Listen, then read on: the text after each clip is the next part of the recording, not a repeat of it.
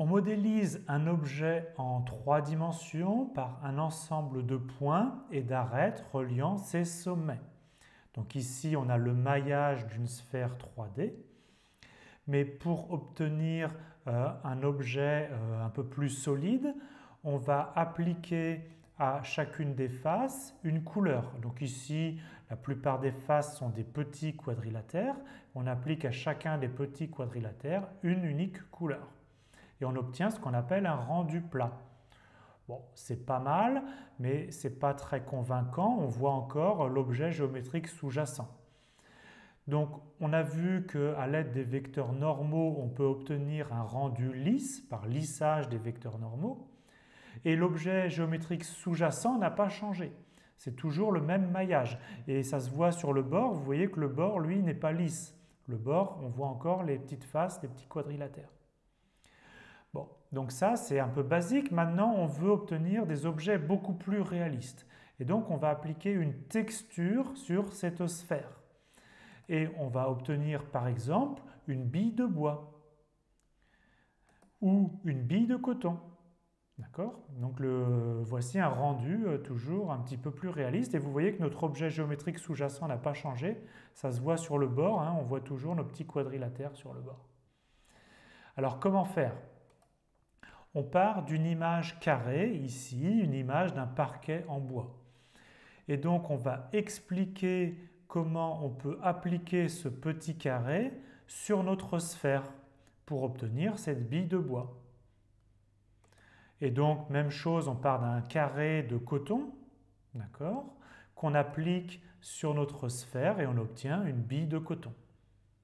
Évidemment, une fois que vous avez compris, vous partez de n'importe quelle image, ici une image carrée d'un mur de briques, et puis vous l'appliquez sur votre sphère pour obtenir un objet un peu improbable, une bille de briques.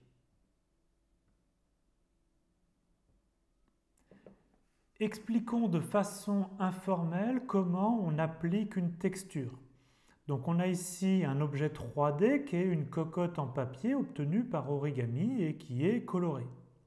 Comment est-ce qu'on peut la colorer? Donc on part d'une feuille de papier blanche, on construit notre cocotte en 3D par pliage et maintenant on a une cocotte en 3D blanche. Pour la colorier, on déplie la cocotte, on remet le papier à plat et on a les traces des pliures, d'accord? Et on colorie selon les traces des pliures notre cocotte en papier sur un papier plat. Et ensuite, on reconstitue notre cocotte en 3D et on obtient une cocotte en 3D coloriée. Alors, ça demande un petit peu de réflexion pour faire le lien entre la cocotte en papier en 3D et l'aplatissage de la feuille de papier. Mais c'est pourtant exactement ce qui se passe dans la réalité. Donc, prenons ici cette tête d'un singe obtenu par maillage. Donc on voit bien les maillages avec des faces qui sont essentiellement des petits quadrilatères ou éventuellement des petits triangles. Et pour appliquer une texture sur cet objet 3D, on va commencer par aplatir notre objet.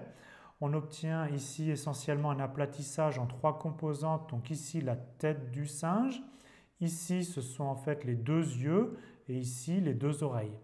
Et vous voyez, on a ici, c'est donc une carte, ça s'appelle une UV map, c'est bien un objet du plan. Et vous avez ici, en fait, soit des petits quadrilatères du plan, soit des petits triangles du plan. Et c'est cet objet-là 2D, donc cette carte, cette image que vous allez texturer. Donc vous appliquez, si vous voulez, une couleur en chacun des points de cette image. Et par une application de cet objet 2D vers l'objet 3D, vous allez texturer votre singe en dimension 3.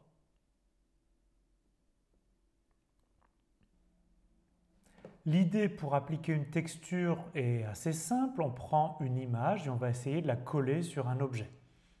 Alors on va commencer nos explications mathématiques par une texture en dimension 1. Ça n'a pas un intérêt réel, parce que ça n'existe pas vraiment les textures en dimension 1, mais ça a un intérêt pour les explications mathématiques qu'on généralisera plus tard aux textures en dimension 2. Alors qu'est-ce que ce serait l'objet mathématique d'une texture en dimension 1? C'est tout simplement une fonction qui va de l'intervalle 0,1, donc pour l'instant on est ici en dimension 1, c'est un intervalle de R, qui à un point de cet intervalle va associer un élément d'un espace qui pour l'instant ça va être une couleur principalement, d'accord? Donc à un point U de l'intervalle, on associe une couleur qu'on note C de U. Donc je vais faire un dessin, donc on a ici notre intervalle 0,1 qui est un intervalle réel. Et donc, à chaque point de cet intervalle, on associe une couleur. Donc, par exemple, il peut y avoir des points qui sont en rouge, des points en jaune et des points en bleu, par exemple. Donc ça, c'est la définition de ce que c'est qu'une texture. Maintenant, qu'est-ce que c'est qu'appliquer une texture ?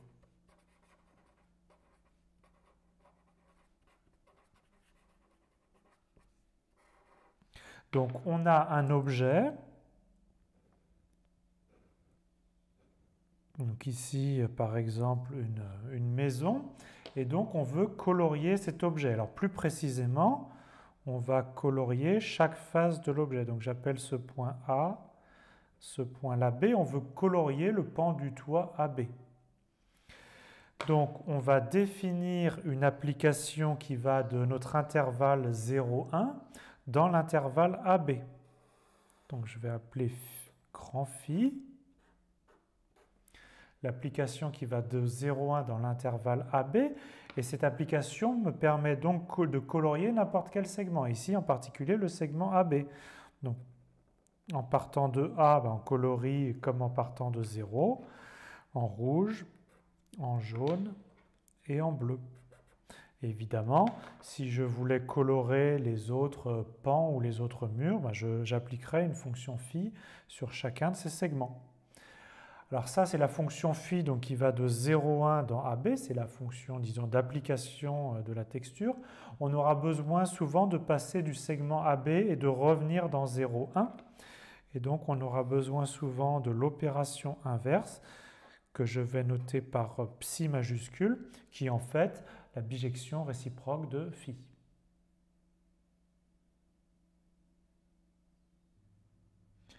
Détaillons un petit peu cette opération d'application de la texture. Donc il nous faut une application grand phi qui va de notre intervalle 0,1 sur lequel est définie les couleurs ou la texture plus généralement dans une face f de notre objet. Donc sur notre exemple, grand F, c'était un intervalle AB du plan ou de l'espace. Et donc à une valeur U de 0,1, on associe un point P qui est donc grand phi de U. Et il faut que cette application soit bijective et on note grand psi sa bijection réciproque qui va donc de la face F dans l'intervalle 0,1 et qui a un point P associe donc une valeur U qui est donc psi de P. Et donc maintenant, il s'agit d'appliquer la texture en P. Donc on va dire trouver quelle est la couleur de P.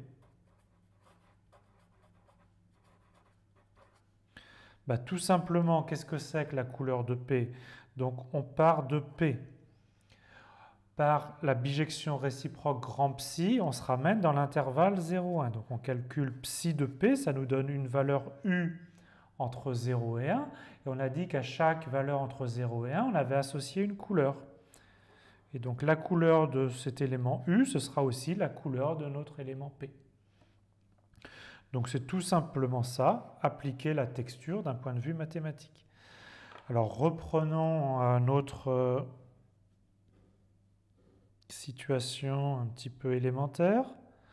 On avait ici cet objet, et dans cet objet, on voulait colorier cette face-là, qui est la face grand F, donc qui a un intervalle AB. D'accord? Donc c'est cette face F.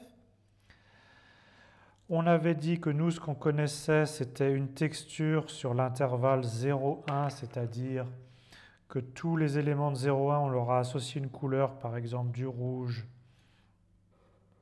du jaune et du bleu.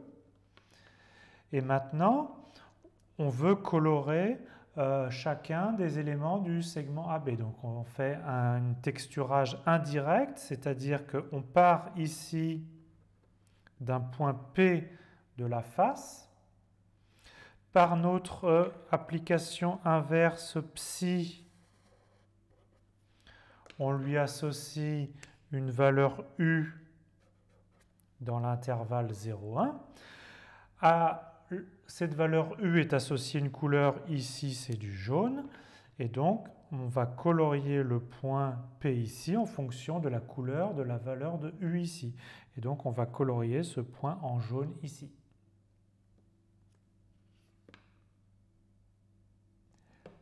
Il nous reste une chose à faire, c'est expliciter une équation de phi, l'application qui a une valeur de l'intervalle 0,1 associée à un point P d'un segment AB. Donc, on a notre intervalle 0,1 ici, auquel est associée la texture, c'est-à-dire une couleur en chaque point. On a un intervalle, plus exactement un segment ici du plan AB. Et donc, à une valeur U, on va associer un point P de ce segment-là. Alors, il y a plusieurs façons de faire, de définir donc, cette fonction phi, mais il y a une façon qui est plus naturelle que les autres, c'est l'interpolation linéaire.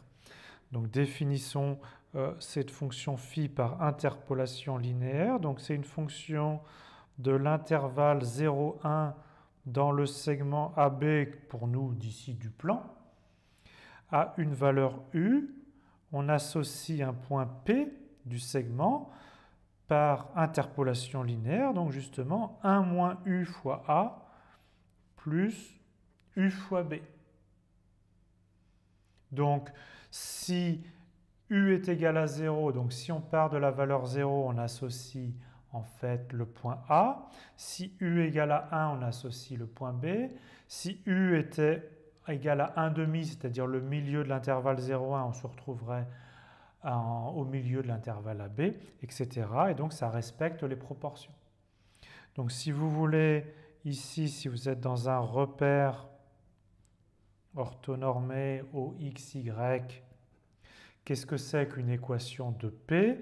C'est tout simplement pour l'abscisse 1 moins U xa plus U xb, et pour l'ordonnée 1 moins U ya plus U yb, où bien sûr A a pour coordonnées xa, ya et B a pour coordonnées xb, yb. Donc là, on est passé de l'intervalle 0,1 au segment AB, mais on a vu que pour colorer le point P, il fallait définir l'application inverse. Et qu'est-ce que c'est que l'application inverse de l'interpolation linéaire? Ce n'est pas très difficile à déterminer. Je vais vous laisser vérifier que à un point P, donc P qui aurait pour coordonnées xy, on associe le paramètre U qui se calcule tout simplement, si on veut utiliser juste les abscisses, par x moins xa sur xb moins xa. Donc x, c'est l'abscisse de notre point, et puis on a dit que xa et xb, c'est les abscisses des points A et B. Ça, c'est la première façon de faire. Et si vous voulez utiliser juste les ordonnées, vous avez une formule symétrique avec les ordonnées.